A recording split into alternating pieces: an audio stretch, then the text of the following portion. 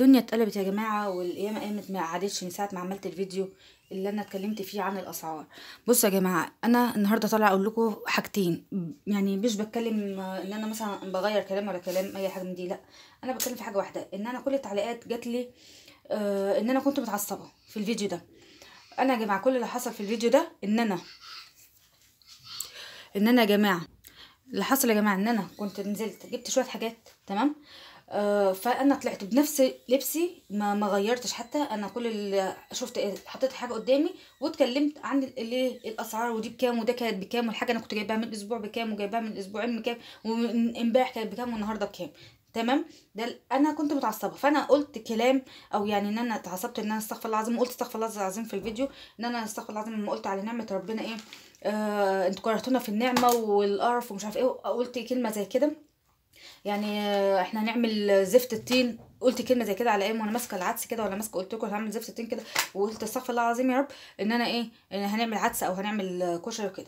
فانا ده يا جماعه ان انا مش قصدي ان انا استغفر الله العظيم يا رب اسب في النعمه او اي حاجه طبعا، يعني ده حرام وانا عارفه ان ده حرام، بس وقلت استغفر الله العظيم في الفيديو. ناس كتير قالت لها يا بنتي ما ترميش الاكل كده، ما تقوليش على نعمه ربنا كده عشان ما تزورش من وشك.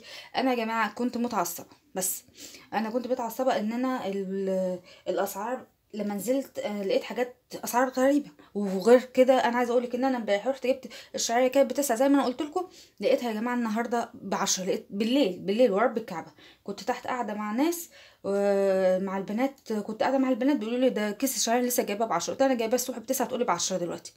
فانا بتكلم في كده يا جماعه، انا كنت متعصبه بشكل كده. وحاجه تانية، الناس برضو تانية يا جماعه قالت لي واحد تاني علال يقول لي عيش عيشة اهلك وعيش على قدك. طب ولا الحاجه اللي انا جايباها، يعني لو سمحت، هو انا جايبه لحمه وفراخ وديك رومي وبط وحمام وكده؟ مثلا شفتني مثلا كنت جايبه حاجات زي كده؟ انا كل اللي جايباه عدس ودقيق وكل كل حاجه كيس، وكيس سكر وكيس رز وعلبه ماجي علبه شاي. هي دي الحاجه اللي انا طلعتها قدامكم. ما حدش قالك ان انا كنت جايبه ديك رومي وعارضاه وقايله لكم ان انا دي الواحد مش هيعيش الا بالديك رومي والحاجات دي كلها، تمام. انا قلت ان انا جبت شويه حاجات بمبلغ وقدر، وما جبتش ولا لحمه ولا فراخ ولا الكلام ده كله، والدنيا معديه. اتكلمت برضو ناس تانية يا جماعه، اللهم صل على كامل النبي. برضو في التعليقات قعدت برضو تقول لي الاسعار دي اقل من عندنا. انا برضو عايزه اقول لكم ان انا يا جماعه الاسعار دي انا في مكان هنا اقل من ايه، من القاهره، او اقل من ايه، من محافظه الجيزه، تمام. وغير كده انا بجيب من مكان جمله، يعني مثلا مش هقول لك بجيب من هايبر، بجيب من سوبر ماركت كبير، بجيب من سوبر ماركت عادي، لا. ده مكان يا جماعه بيبقى زي محل، بس بيبقى للجمله، بيوزع للمحلات التانية، فهو بيبيع بالجمله حتى لو خدت قطاعي، بس برضو بيبيع بالجمله، تمام. فانا متعوده ان انا ايه بجيب من عنده، تمام. فالاسعار رخيصه شويه عن ما ايه، عن اي حته تانية. خلاص يا جماعه، انا قلت الكام نقطه اللي الناس في التعليقات كانت مضايقاها، وان انا ماليش علاقه باي حاجه. انا كل اللي بتكلم فيه الاسعار يا جماعه بس، تمام. وان في المفروض ان الاسعار يا جماعه التجار ياخدوا شويه بالهم ويهدوا الدنيا علينا، لان عايز اقولك اقل حاجه بالليل انا نزلت رحت وديت بنتي درس، وايه، وعديت على محل اللي انا بجيب منه لبن بودره، قلت اجيب ربع كيلو. انا بصراحه بقالي مده قلت ايه اجيب زي ما انا بعمل كده نسكافيه بمعلقه بودره زي ما انتوا ايه عارفين. المهم رحت قلت لها اخر مره كنت جايبه لبن بودره ده يا جماعه بكام؟ ب 120 جنيه، والله العظيم ب 120 جنيه. ابص يا جماعه النهارده امبارح بقول لها، قلت خلاص هي كل مره كان من اول ما كنت بجيبه ب70 وب80، كان كل شهر ولا كل كام شهر كانت تزود ايه الست اللي بجيب منها بتزود 10 جنيه ولا 5 جنيه. المهم قلت خلاص مش مشكله، يعني ايه كان ب 120 هيبقى ب 130، او كان ب 130 هيبقى ب 140، ماشي مش مشكله.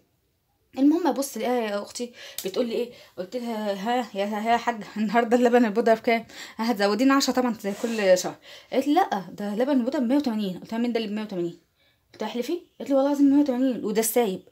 ده مين اللي ب 180 يا حبيبتي؟ انا كنت اخر مره جايبه منك الربع مش عارفه بكام، يعني كان الكيلو ب 120. قلت لا ما هو زاد. قلت لها ماشي زاد 10 5 في الشهر، ده كده زاد 50 جنيه. تقول لا ما هو ده مستورد وده. قلت لها طب والكاكاو؟ كنت بجيب الكاكاو الاسباني ب 80 والكريم جانتيه ب 80. تقول لي لا ده ب 180. يعني شوفي يا جماعه من 80 ل 180. المهم وانا واقفه واحده يعني ايه، قلت لها لا والله العظيم انا انت بتهزري. قعدت اسال على كذا حاجه في الاسعار، قلت لها انت كده بتهزري، احنا هجيب ايه بجد بجد؟ انا هجيب ايه؟ يعني انا قلت هجيب ربع كيلو لبن بودر، وهجيب ب10 جنيه قالب شوكولاته كده ب10 جنيه زي ما كنت بجيبه سايب. قلت لها بصي بقول لك هاتي لي ب 10 جنيه شوكولاته اعمل بيها دونتس للعيال كده، وبعمل بالفرشه كده بالدونتس على بوش الدونتس كده وباكلها للعيال وخلصنا. قلت لها هاتي لي ب 10 جنيه ايه شوكولاته. المهم ايه ومشيت. ببص وانا واقفه برضو واحده يعني بتقول لها انا عايزه القالب الزبده بكام؟ الفرن قالت لها ده ب 85 جنيه. قلت لها 85 جنيه؟ انا اخر معرفتي بالزبده دي كانت 35 جنيه، ده اخر معرفتي بيها والله العظيم. راحت الولايه قالت لها الست يعني قالت لها ده الدنيا شايطه خالص. قالت لها يا حاجه انت هتفضلي تكلمي في نفسك؟ قالت لها اه ده الدنيا شايطه خالص. طب وبعدين يا جماعه 85 جنيه والله ما انا جايباها. تمام. وبتقول لها السمنه ب 800 اللي هي علبه الصفيح، السمنه ما اعرفش كام كيلو الله اعلم، اللي هي الصفيح دي العلبه الصفيح اللي بتبقى 8 كيلو او 10 كيلو، بتقول لها ب 800 جنيه. وبتقول لها مش لاقيينها كمان، يعني كمان شوفي كمان عاملين ايه موضوع السمنه هيخش في ازمه سمنه كمان. المهم يا جماعه يعني اللي انا بتكلم فيه ان انا ان احنا لسه ما اتكلمناش على الفراخ، احنا لسه ما اتكلمناش على اي حاجه يعني. يعني في مواقف حصلت، كذا موقف حصل قدامي انا شخصيا. موضوع الفراخ ده لسه ده موال تاني. آه يعني الناس يا جماعه دلوقتي ما بقتش تجيب فرخه، والله العظيم عايزه اقول لكم بقت تجيب هياكل.